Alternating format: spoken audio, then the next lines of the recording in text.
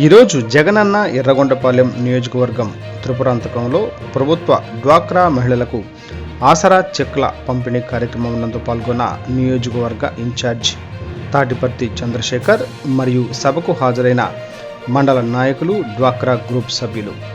ఈ కార్యక్రమం స్థానిక సర్పంచి పొన్నా వెంకటలక్ష్మి అధ్యక్షతన జరిగింది. ఈ సందర్భంగా ఎర్రగొండపాలెం నియోజకవర్గ ఇన్ఛార్జి చంద్రశేఖర్ మాట్లాడుతూ, జగన్ మోహన్ రెడ్డి సంక్షేమం, అభివృద్ధి అనేవి రెండు సమాంతరంగా ఉన్నప్పుడే రాష్ట్రం అభివృద్ధి చెందగలదు అనే నినాదంతో ఎన్నికల్లో ఇచ్చిన మాట ప్రకారం ఇప్పటికీ 4 విడతలుగా దాదాపు 25,000 కోట్ల రూపాయలు ఇచ్చిన ఘనత ఒక్క జగన్మోహన్ రెడ్డికే దక్కుతుంది అని, ఈ సంక్షేమ పథకాలు ఆగకుండా ఉండాలి అంటే నన్ను స్థానిక ఎమ్మెల్యేగా గెలిపించి మరలా జగన్ మోహన్ రెడ్డిని ముఖ్యమంత్రిని చేసుకోవాలని చెప్పారు. మీరంతా నన్ను ఎమ్మెల్యేగా మరొక్కసారి జగన్మోహన్ రెడ్డిని సీఎంగా గెలిపించుకోవాలని కోరారు.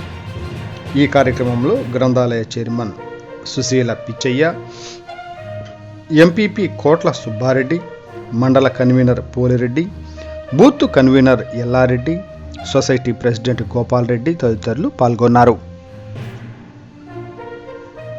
వారిని ప్రశ్నించి ఓట్లాడటానికి వచ్చిన ఆ వ్యక్తులకు సిగ్గుతో తాగించుకొని మన ఇళ్ల ముందు నుంచి వెళ్ళిపోవాలి. తిరిగి జగనన్నని అఖండమైన మెజారిటీతో గెలిపించుకొని చంద్రశేఖర్ గారిని మనము కానీ ఎన్నికల్లో ఈ ఎర్రగొండపాలెంతకు ముందు 32,000 పైసలతో మెజారిటీ వచ్చింది.